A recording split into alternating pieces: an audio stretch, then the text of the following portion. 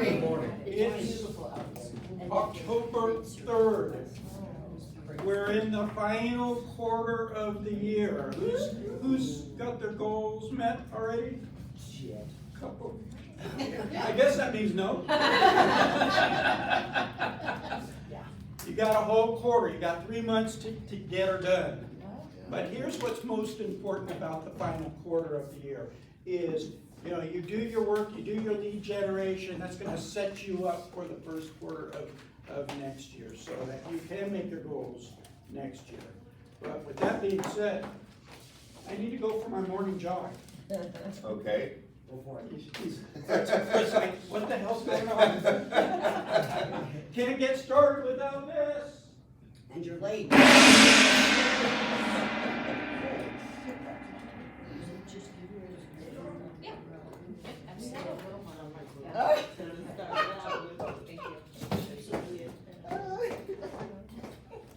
Got my jogging. That's new. All right, for our on-time drawing.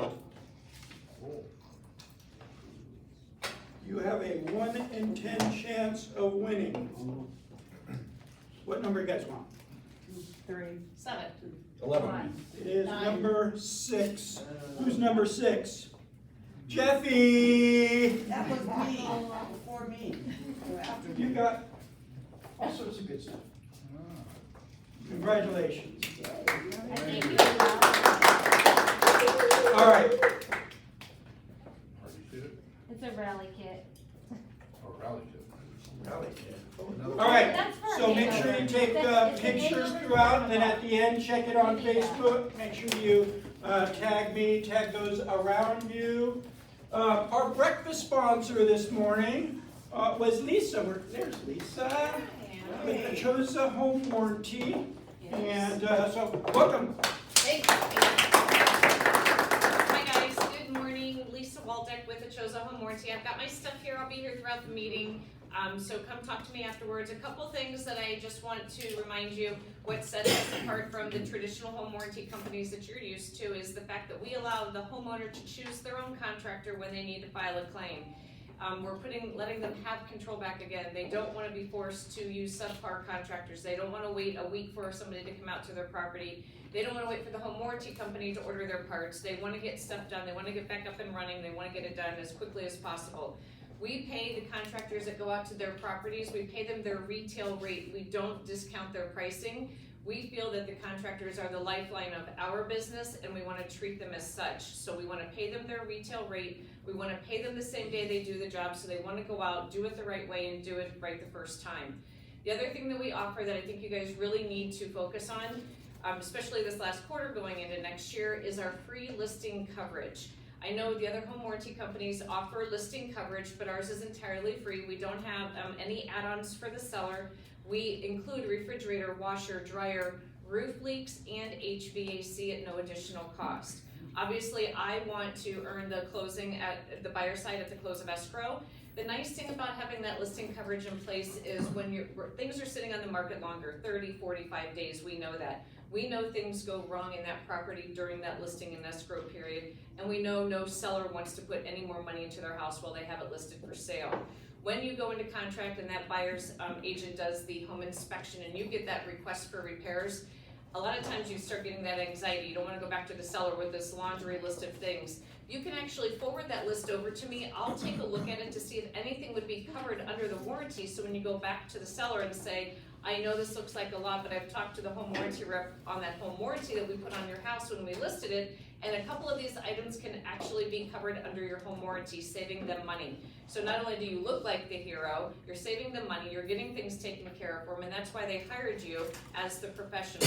We know that sellers are looking for your value proposition. They're interviewing multiple agents sometimes when they're looking to hire somebody. So if you're the only person that offers to put free home warranty coverage on their house during that listing and escrow period, you're certainly going to stand out in their mind whenever they're trying to make that decision on who to list with. So if you guys need anything, let me know. I'll be here for the whole entire meeting, and I appreciate you. Yes, sir? Question. Yes. So if they don't have a contractor, what do they do? I have a list of contractors that I will provide. My office has the same list. They are local people here, people I know, people I've used. people that I used in home warranty 17 years ago when I started. They're tried, they're true, they're not out there to upsell the homeowner, they're actually out there to make the repair. They're not trying to replace something that doesn't need replaced. They're actually out there to make the repair. Awesome. All right, any other questions? Yes? Pre-existing condition. Nobody covers pre-existing conditions. What we do cover is the untestable, undetectable pre-existing conditions. So this summer, when it was 125 degrees, you guys did the home inspection. They could not test the furnace during that home inspection. By a couple months from now, they're gonna turn on that furnace and it doesn't work. We will not deny it because it was untestable, therefore undetectable at the time of inspection. Same with air conditioning. When it starts getting cold and you're doing those home inspections this winter and it can't be tested, come spring when they turn it on and it doesn't work, we're not going to deny it because it was untestable at that time. And what's the fee for them to come out? For the buyers, it's $100 or the lesser of the trade or the lesser of the repair. And I say that because we had a client that had a leak under the kitchen sink. He called his handyman out there. He went to pay him the $100 after he was done. The handyman said, I was here 15 minutes. It was a very minor leak. It'll be $30, and that's all that he charged him.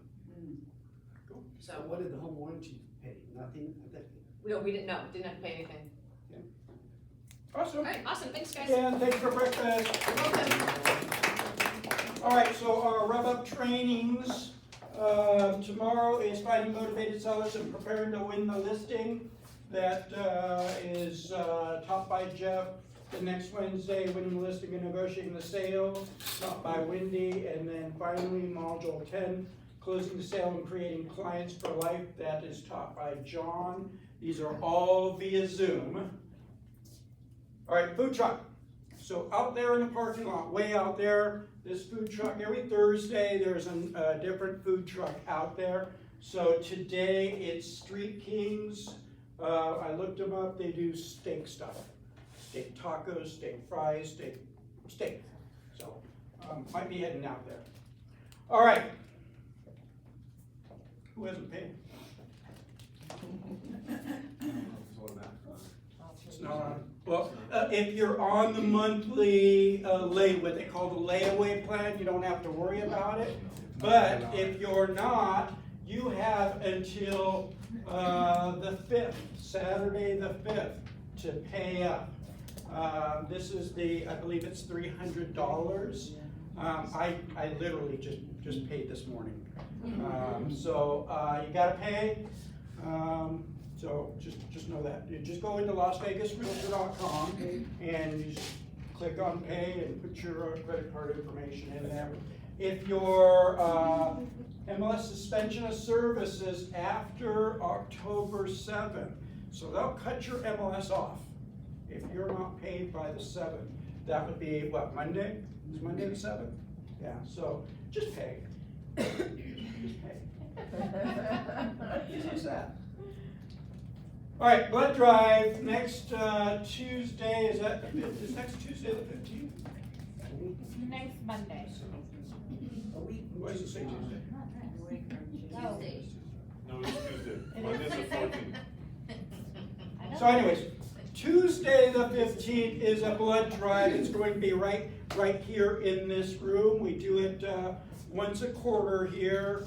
There's a big need for blood right now. I do it every single quarter. I haven't been able to do it the last couple because my doctor's got me on blood thinners, but I stopped taking them. So I'll be giving blood next week or the week after. You do need to register. 1-800 Red Cross. Halloween party and chili cook-off is going to be Thursday, October 31st. Just so happens to fall on Halloween this year.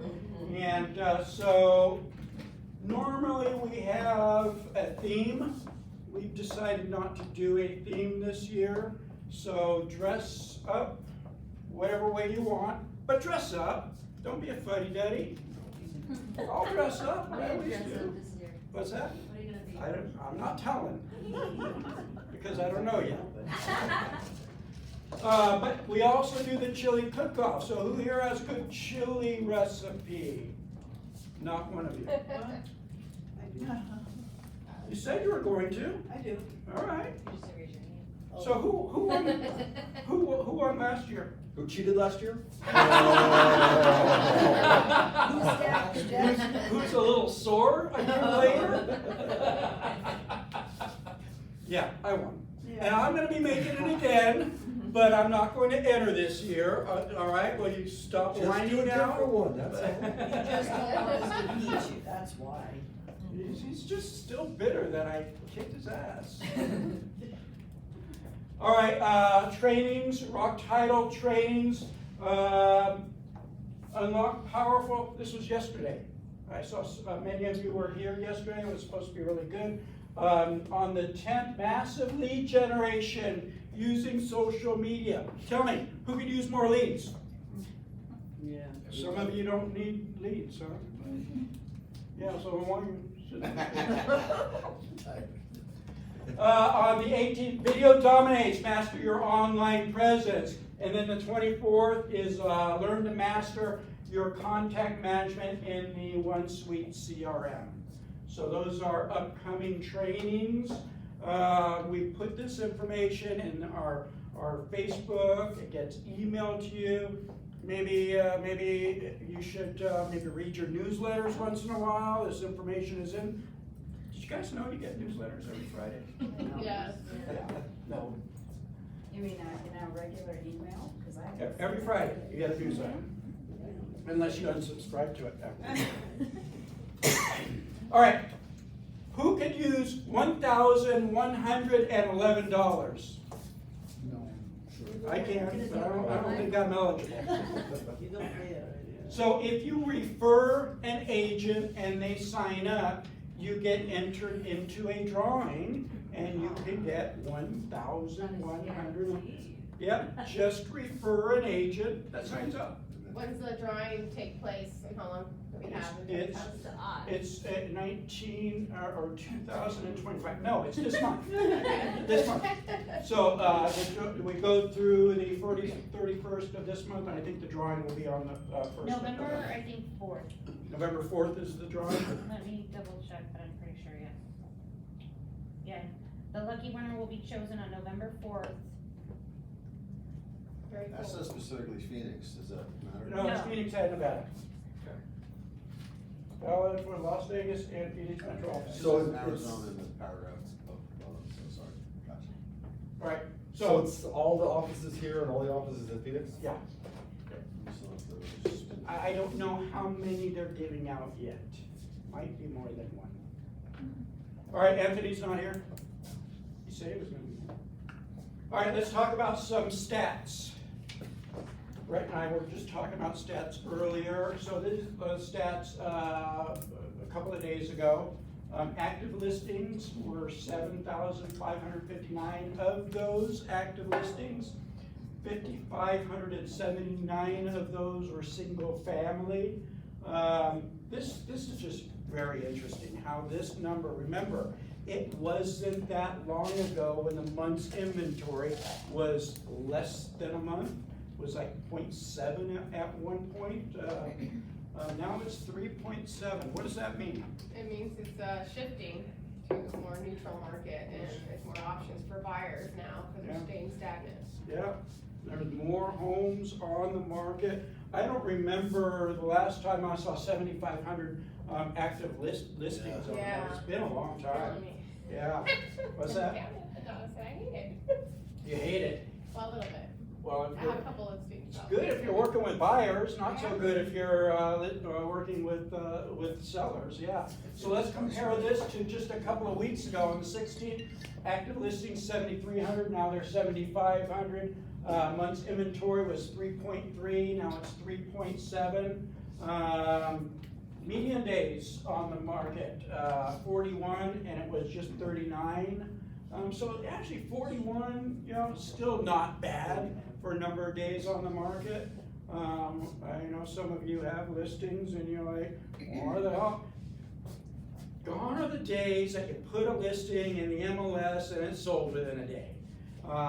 For now, doesn't mean that won't come back, right? We've seen that pendulum swing back and forth and back and forth. And it happens quickly. Yeah, it's like, wow, how did that happen?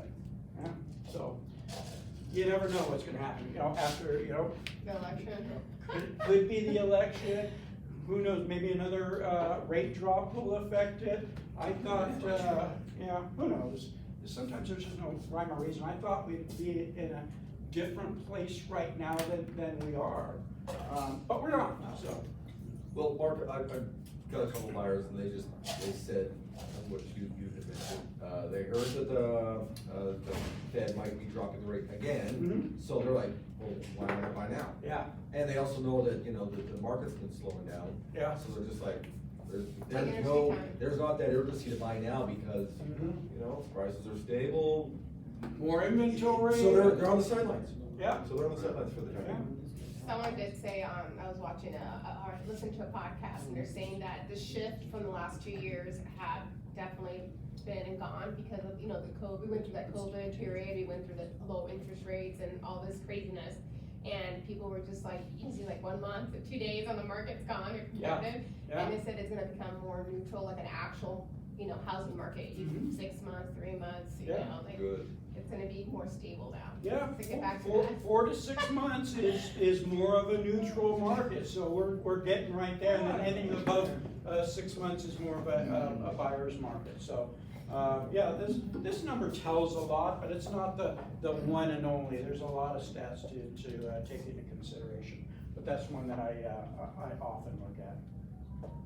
All right, what else we have here? Oh, well, with that being said, we have our esteemed appraiser, Brent Jones. If you never seen him, heard him, he's very knowledgeable, and he's here to impart some of that knowledge on us. So. All right.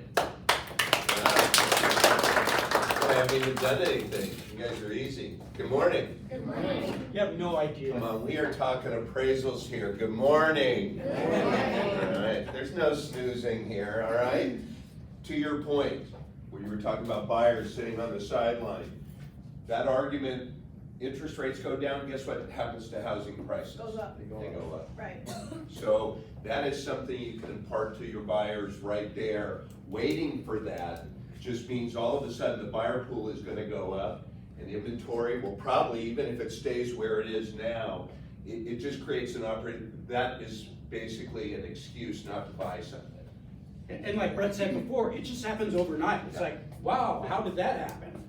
So the most important thing about today is I'm gonna give you my cell phone number, 702-591-7245. All right, and the reason I'm doing that, Realty One has been incredibly supportive of me, my business. I've been doing this now, as we were talking, 34 years as an appraiser. This is my way of giving back to the 702-591-7245. Now, I am gonna make you promise something. I want everybody to raise their right hand. I promise. Come on, play with me here. I will not call Brent to pull my comps for me. All right, you got that? We got the expectation. What I am available for is this though. If you get a situation, you get what I call a unicorn property, and you just don't know what an appraiser would do with it, I'm absolutely a resource for you. So in the 34 years that I've been doing this, I spent 5 years with Fannie Mae as a senior analyst for the Western US. All I did was review appraisals west of the Mississippi. So it takes me minutes. If you get a low appraisal somewhere, you need something to fight, a reconsideration of value, you just want to pick somebody's brain. If I'm not available, I have a staff of analysts who will help you also. Okay, bless you. Yeah. Couple big changes that are coming up. Have anybody heard about the reconsideration of value policy that's coming down the pipe here? Okay. You have a value appeal, your seller doesn't like, you're the listing agent, you get a low appraisal. Now, it will, at the end of October, it will now have to be initiated by the buyer. So, instead of the old days where if the listing agent wanted to put their comps in, they could just give it to the loan officer give it to the appraisal management company, and then we would send it to the appraiser. Now, it has to come, there has to be an email from the buyer/borrower that they want to appeal. Then that information gets gathered up, and then it has to go to a lender's underwriter on top of that for them to approve it even before the AMC gets their hands on it. Yeah? Is that because the buyer pays for the appraisal? No, that's because there's a new standardization between FHA, Fannie, and Freddie that borrowers they're disclosed now, right, their loan documents, right when they sign up, that they have a right to appeal the appraisal. So what they tried to do, and this all came from the claims of racial bias in appraising, that there, you saw that whitewashing of homes and all of that stuff.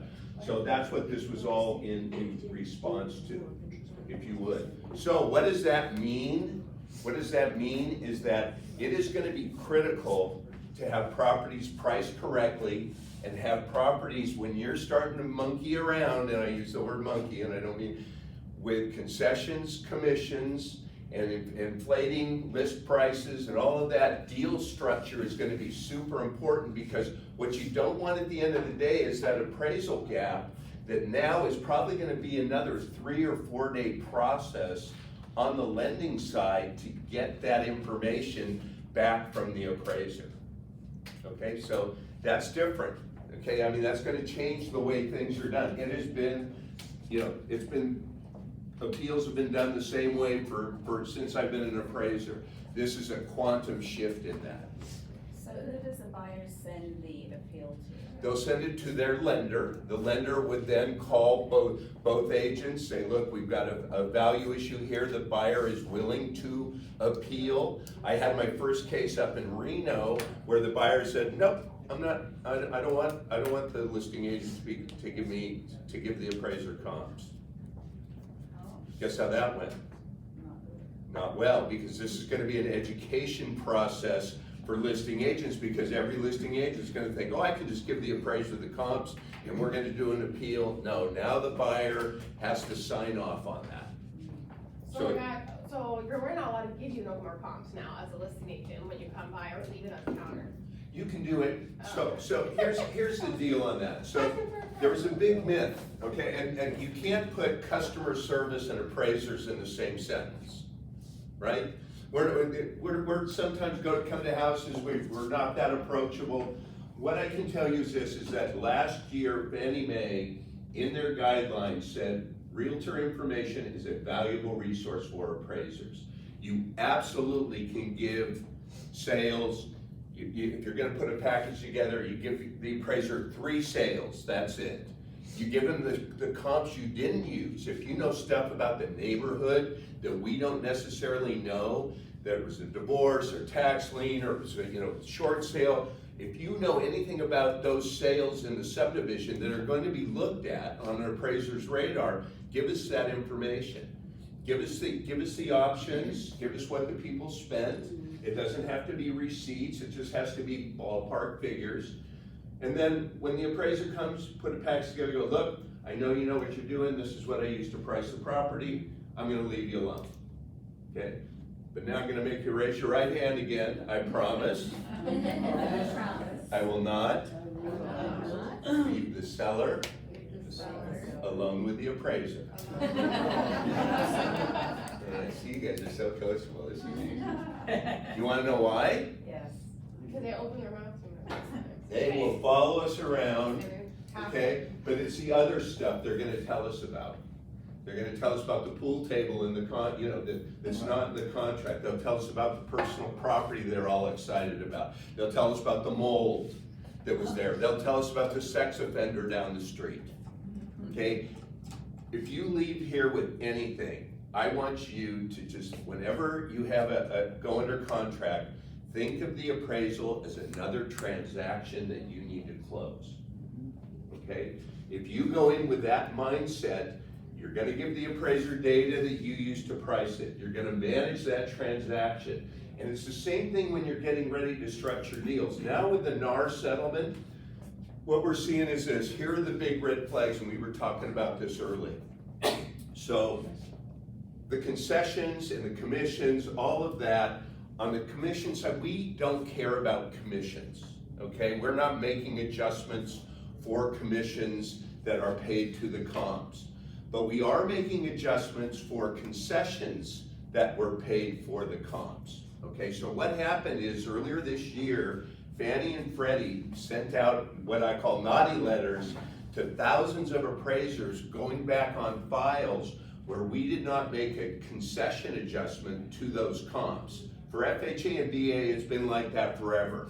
You would see a $400,000 comp that had 15,000 in concessions, and that appraiser, if he thought that was inflated to cover those concessions, would mark that down 15,000.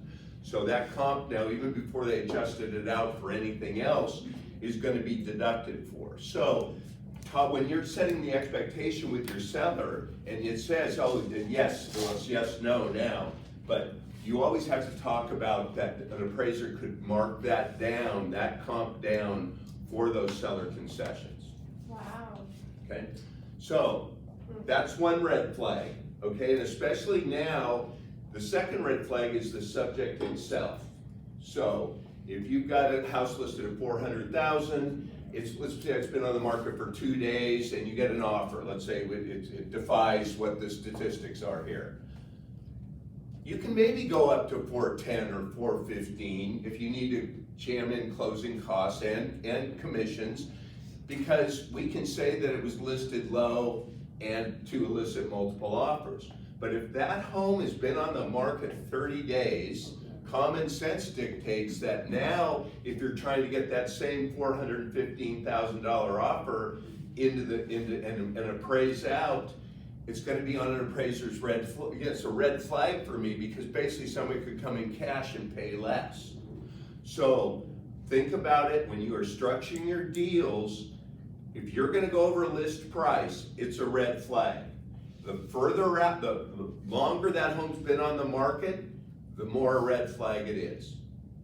Does that make sense? Common sense wise?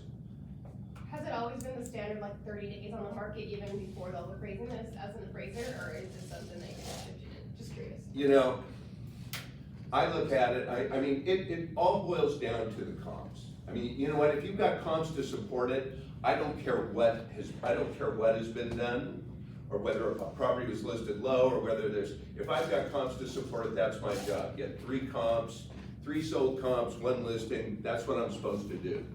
But to answer your question, you've got now, especially with the inventory levels where they are now, we shouldn't be seeing homes coming in over list. All right?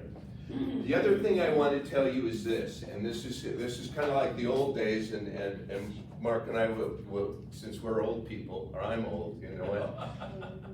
Guys, negotiate over the phone. Do not do a counteroffer chain that does a number of iterations that the appraiser is going to see. We get the contract, we get all of the amendments to it. I don't want to see 5 different iterations of sales price, commissions, concessions. I don't want to see that back and forth, because what does that tell me? That sales price, instead of me relying on it as market value, I'm now thinking it's just a transaction price to get the deal done.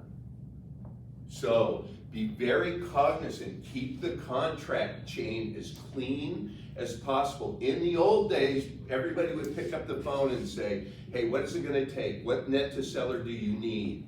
Here's what we need in concessions. Here's what we're gonna need in commissions being paid. Do that stuff orally, do it over the phone. You know what? Give the appraiser as clean a contract as you can give him, right? And that's because, you know what, let's face it, what does anybody care about on appraisal? Value. Value, condition, and the fact that we don't hold things up. And so, if a property is not priced right, I'm telling you, you're gonna see delayed closings. Because, especially if you have a lender that's nowhere in town, that process, I mean, it could take a week.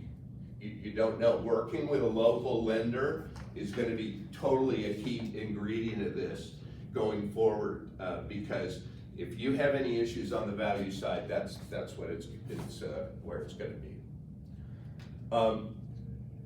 You guys have questions yet? Yeah, Go. VA loans, appraisals, when he does the Tide Pod and stuff like that, is it kind of the same thing as what you said on the other one, like you're kind of reevaluating the comps and things like that to support what the list price was?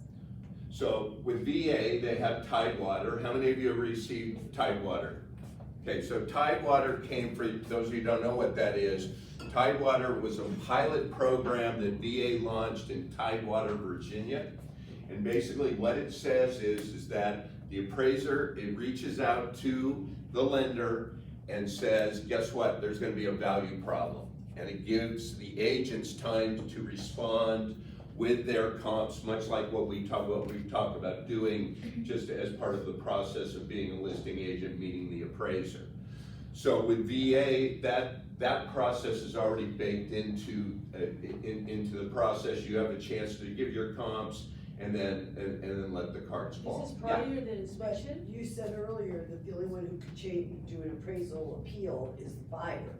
Now, if you get Tidewater, With we get to do it as a seller, Yeah, correct? correct. Well, and but it's always been the buyer has to sign off on any kind of value appeal for VA. That's always been in the case. That's always been. But they do allow it, like the listing agent Absolutely. to do the Tidewater. Right. repairs. And I will tell you, here's what I've seen lately, is when the appraisal comes in low and somebody can actually really is firmly adamant that appraiser missed it, you can go in for a higher level appeal that goes above the appraiser and goes to an actual reviewer.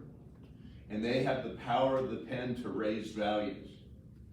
So don't give up. If you think the appraiser's wrong, in the new world, you will only have one attempt to do a reconsideration of value. So you make it correct. And just so you know, if you get a low appraisal, I'm more than happy to help you write it out and what to do. Okay, I see a lot of appeals where they attack the appraiser. They want to use the I word, idiot. Okay, all right. Got a lot more bees with honey or whatever it is. So always be professional. You know, I respectfully request this reconsideration of value based on this comp, which we use because of this, and this. The options, upgrades, something that you've seen, a material fact in the appraisal that will actually change things. Yeah. If you can, do that with the VA where you can call the lender and say, this looks like it's not gonna come in, why can't you do it on all properties?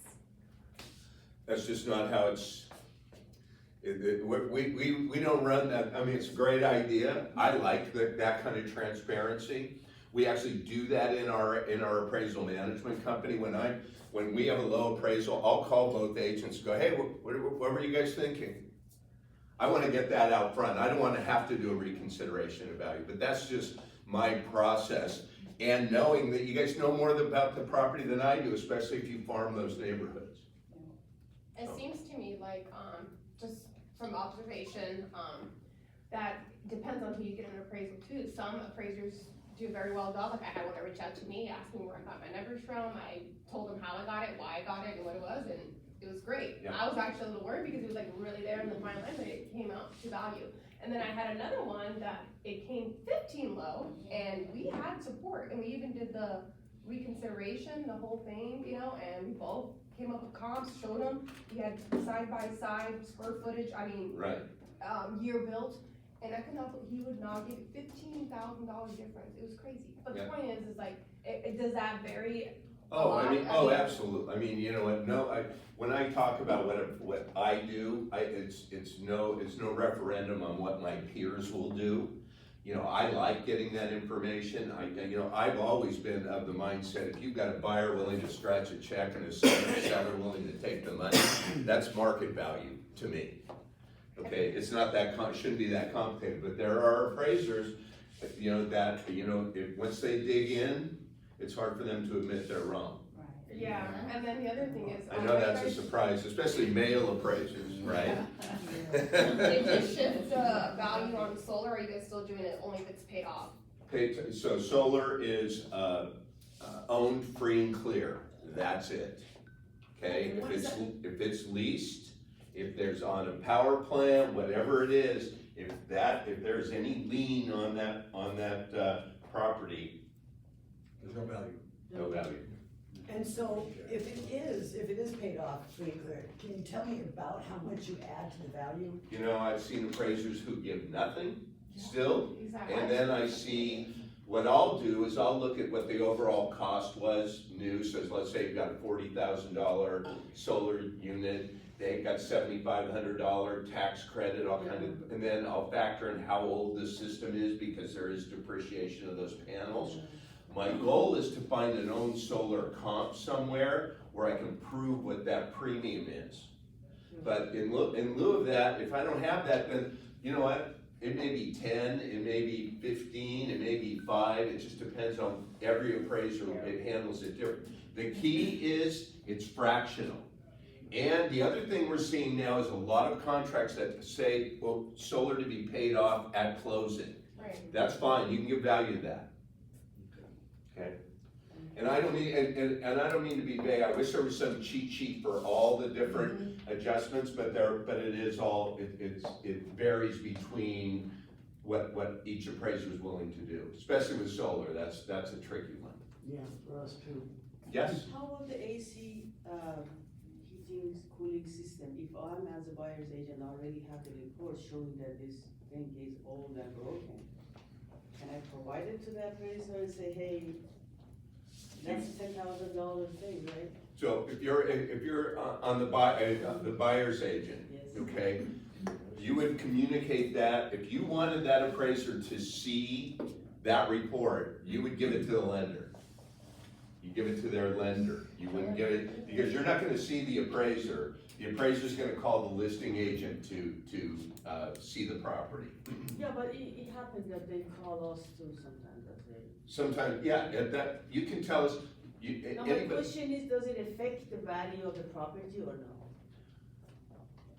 as long as it's got an effective, a useful life of a year or two, and we're not home inspectors, okay? So if it's got air conditioning and it's functional at that time, I'm not gonna be making an adjustment for that. If it's got new AC, if somebody can show me receipts, they just spent 20, 25,000, I'm gonna absolutely think about that when I've got a range of sales, I'll come into the high end, or I'll compare it to another set of upgrades that the property has.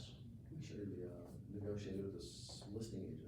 Yeah, but I would do. Like, if you want 10K off, then don't say you'll do it for less, obviously. Right. Like, is it working? Does it blow Right. out? You're fine. Right.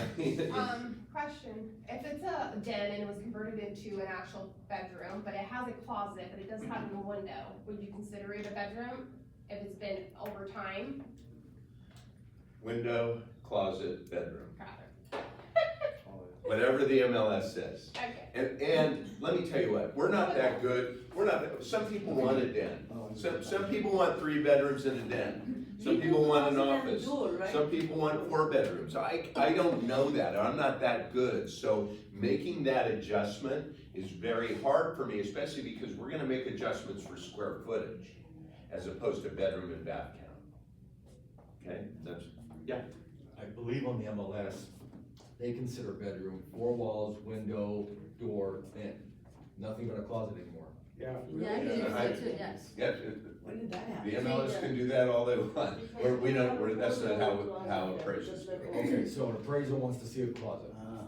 Closet and window, I do. Closet and a window. And door? put a hole in the Huh? wall. And door, of course. Of course. I have to go where I have to do it. Yes. No, there is Just a obviously, quick hole in the. subject change. As appraisers, do you use the county assessor's best use or what's zoned for? So there's a concept in And appraisal. especially if both are stating something different. So as an appraiser, we have to determine what's called highest and best use of the property as vacant. Okay, that's our determination. Okay. So in a lot of cases where you have like streets, like let's take Jones or take Eastern, okay, and there's been a home there for 20 years, but everywhere surrounding that has been changed to zoning commercial or professional. We have to take, it may be very hard for us to value that as a residence as opposed to a commercial property. because now that whole street has been made commercial. So you're not gonna get a residential loan when you have those kind of situations. Russell Road is a prime example, you know, over on the east side. I mean, people go crazy, go, wait a minute, this has been a house for 20 years. Well, yeah, every house next to you now is a business. So that's how you have to, when you have a busy street, a main arterial, whether it's DI Spring, wherever it is, whichever way it's going, always be cognizant of the fact that they may not be able to get a residential loan. Yeah, that's a good question. And obviously you had something like that happen. Yeah, bad news. Yeah, I'm sorry, I'm not running for mayor up here. What else you guys want to talk about? I guess, are you guys changing that? I know you say you're changing as far as like I got a phone call and you guys are calling us because now we don't have that in our MLS that you're able to see.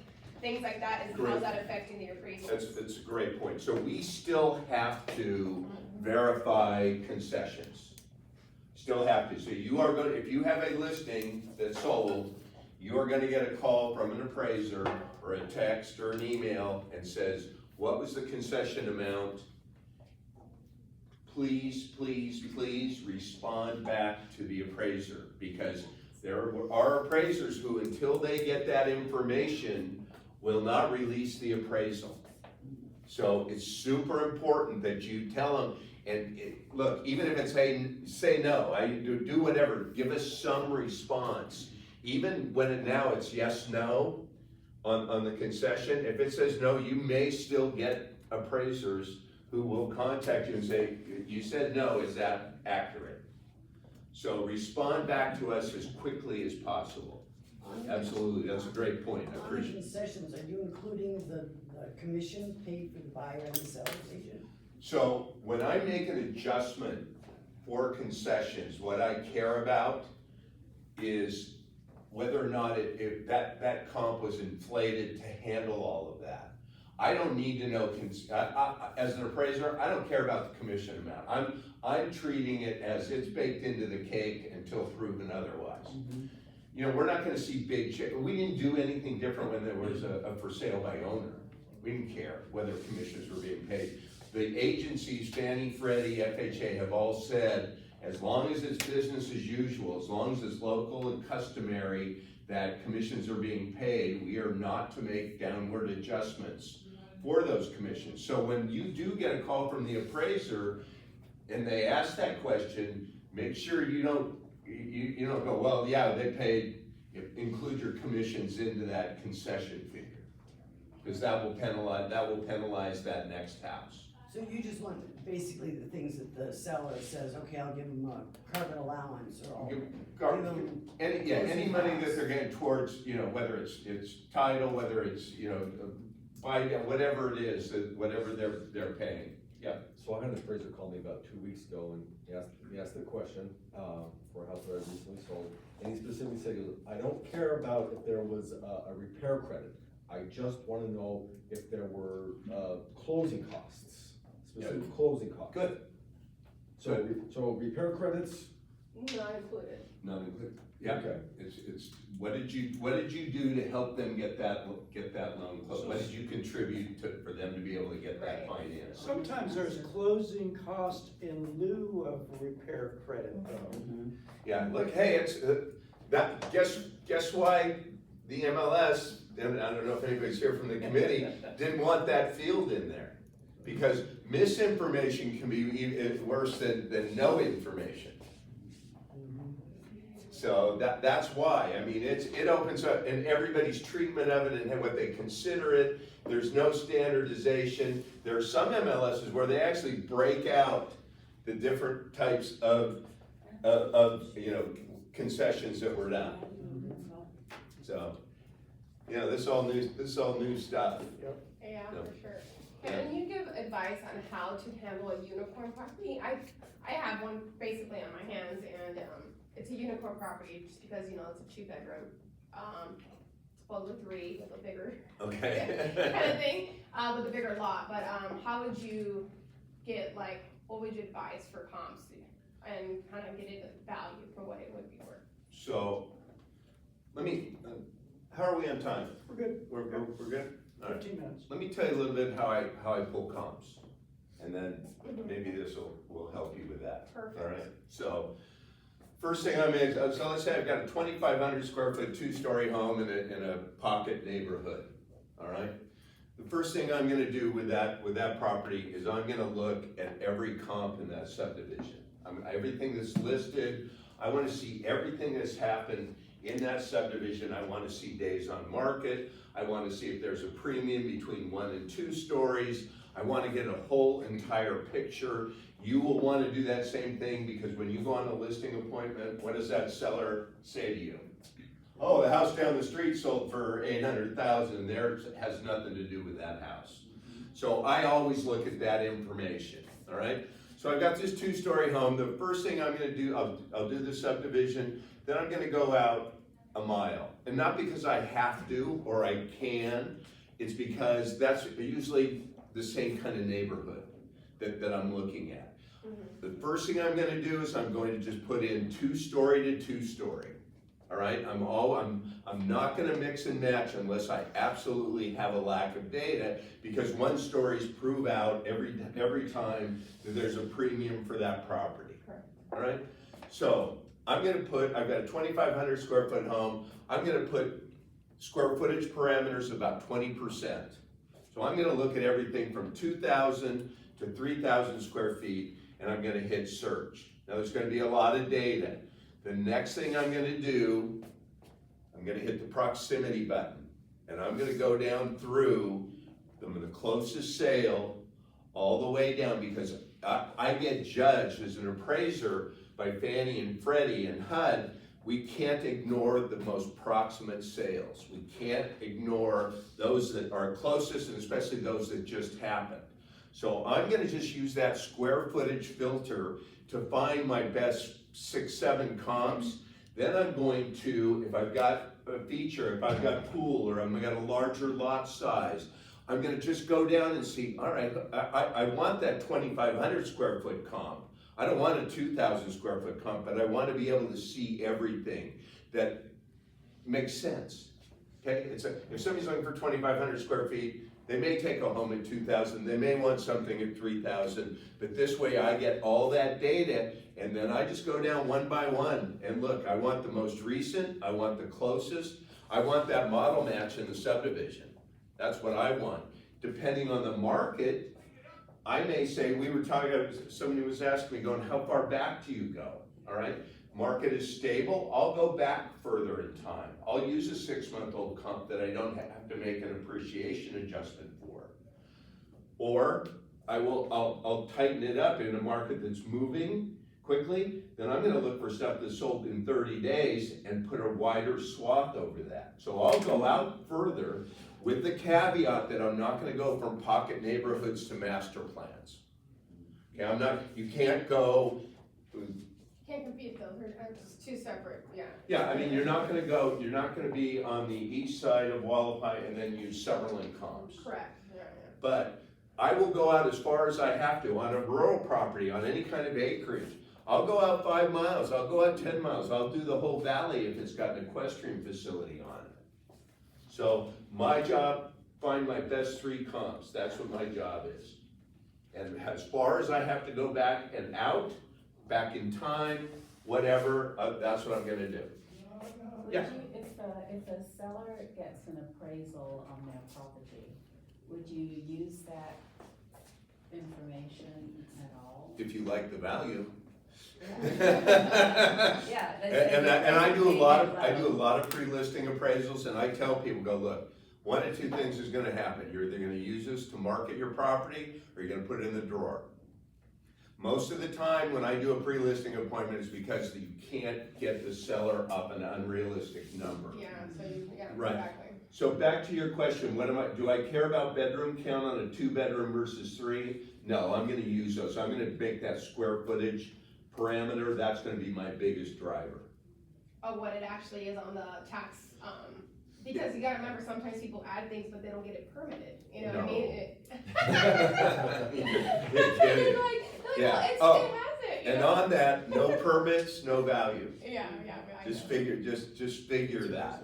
count on that, Then when you take the den. okay? So Yes. you're saying, so if there's a house, so if there's a model match home, same square footage, same lot size, same year build. So one home is 2 bedroom and a den, the other home is a true 3 bedroom. You're saying those are same value? Absolutely. Hard for me to prove that den isn't as valuable. It's the same square footage house. Somebody could take that den, turn it into a bedroom if they wanted it, at a pretty low cost of conversion. We're not that good. Okay. But having the extra food back does make a difference, right? You know what, if there's obviously, and the way to think about adjustments is this, is that it's not an overall number. So let's talk about a pool, all right? Yeah. So you got a $500,000 house, got a pool. I'm gonna test, before I do anything, that what the numbers I'm gonna test are 6 to 8% of the overall value of the home. So if I've got a $500,000 home, I'm gonna try and prove that it's gonna be worth $30,000 to $40,000. Okay, that improvement. Now in a $1 million home, I'm gonna still use that same 6 to 8%, and then I'm gonna adjust that based on what else is done, hardscapes, whether there's water features, whether there's outdoor kitchens, whether there's all of those exterior living amenities, then I'll make higher adjustments. But my goal is going to be to always find that light comp, to always find that pool comp so I can truly support it. And now, I mean, anybody got a pool bid lately? Yeah. I mean, they're like 80 grand for a tiny pool now. It's crazy how expensive it's gotten. So our adjustments have gone up much, they've become much higher for that. I mean, we live in the desert. If we didn't prove it over the summer. So you're saying 5 to 6%? Well, if we didn't prove it today, I mean, guys, not today, so. So you're looking at a pool like 5 to 6% of the overall value? Yeah, I mean, usually, and that makes sense, and if So it's like newer. 25, 30 Gs on a 500. Especially if it doesn't need work, look, if it needs work, you need replastering, then I'm gonna go on the low side. If it's brand new, I'm gonna go on the high side of the number, but that's a common sense number, I think. And especially now with the costs rising up, pool premium, I tell you, you look at homes, bigger lots with pools, they're selling big premiums. Everybody, nobody wants Also to, view too. yeah, I look at that. what's Because that? they can't build those You're pools inside the city anymore. with the view, Yeah. if something's 800, Right. and something else is Right. 850 to 899, well that. Yeah. Let me tell you one thing, and it's kind of off topic, but it just reminded me of something. You know, the median prices, everybody's looking at that, and it still shows that the median prices are going up. Realize that a lot of that may not be accurate because a lot of builders are putting all their stuff in the MLS now. So those new constructions seem to be driving up the median prices overall within the county.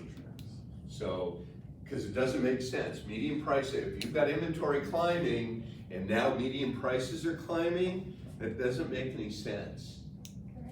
I Okay? think it's crazy that you give pools 5 to 6% value, but you don't give something that you actually need, because a pool is an amenity, it's not a necessity, right? But you don't wanna give value to a home that has solar, some people don't, some do, that you actually have to pay a tuition. It doesn't make any sense to me. I mean, in my opinion, I'm just saying. Yeah. Um, Listen, I'll take offense. Does that My make day, sense? my life's going on without Yeah. doing it. Yeah. Let's go back to the pool thing for a second. You Yeah. do 5 to 6% on a pool, an existing. I'll test 6 to 8%. That's kind of my, Does it matter that they can't build those pools anymore? I mean, they can't build a big pool look, anymore. if it's got a big pool, I'm gonna give it more. Okay. Absolutely. Yeah, no, I mean, there's a premium on those. Okay, yeah, that's what I thought. All right, good. Yes. So, two things, so you Great said, question. you said you, consider 6 to 8% of the value of the pool. Are you taking into consideration the landscaping, or is the landscaping going to be separate? So I'm gonna use that whole outdoor amenity package. That's kind of what I'm trying to find out. Okay, so I'll look at the overall cost of I'll ask them, what do you have in this? How much did it cost you to build a pool? How much did it cost you to put all your hardscapes, water, outdoor kitchen, built-in barbecue, all that? I'll put it all into a neat little package. Okay. And then, sort of another question. Yeah. Covered patio. Right. Does that offer, whether there's a pool or not, is a covered patio, is that gonna add? to that? Absolutely, I mean, what it is, it depends on, was it stucco, was it just a luma wood, what they pay for it, how old is it? But I'm gonna try and find comps that have that feature, so I don't have to make an adjustment. Okay. That's my goal is to compare apples to apples and not have to get too crazy about statistically proving something. Because in the old days, we could make stuff up. But now we actually have to prove stuff. Right, so aesthetically, if you have the same house, same thing, but if one's actually well taken care of, manicured, obviously, and the other one's like, obviously not, it's dated, it's Right. in the same, but they're in the same subdivision, and you say you go a lot by square footage, would you obviously give this a little more value because it's taken care of and? Right, so what we do is we look at what's considered the effective age of the property. So if there have been improvements to it, that property maybe was 25 years old that you're talking about, let's say it's been redone, kitchen, bath, say, we're gonna move that from a C4 condition to a C3, and that condition rating will then get that adjustment. And how much is the adjustment The usually? adjustment is gonna be, it all depends. Like variable, like 2%, 3%? You're not getting out of that. What if I got a house that I got listed and there's a model match, exact model match, Right, but that model match is doing what I'm calling a fire sale. I mean, they're like $50,000 undervalued. Right. But it takes 8 hours to get into the house. Mine is in perfect condition, beautifully, but when it comes to an appraisal, we have these two houses that are model match and model match. right. And this one clearly is a fire sale, or Right. something's wrong with it, and I don't know Right. what it is. You need to be able to convey that information to the appraiser and say, look, here's what I know about that property. It had tenants you couldn't get into, the place was a mess. Give the appraiser something, because that's gonna be on his radar. We're gonna have to talk about it or put it in the report. It's too obvious. Yeah, exactly. Yeah, so. So All right, I'm I not- think we're getting close to 10:30, guys, I gotta hop. Thank you. Please call me if you need anything. This was great, I enjoyed all the What's your questions. number again? 702-591-7245. And remember your promise.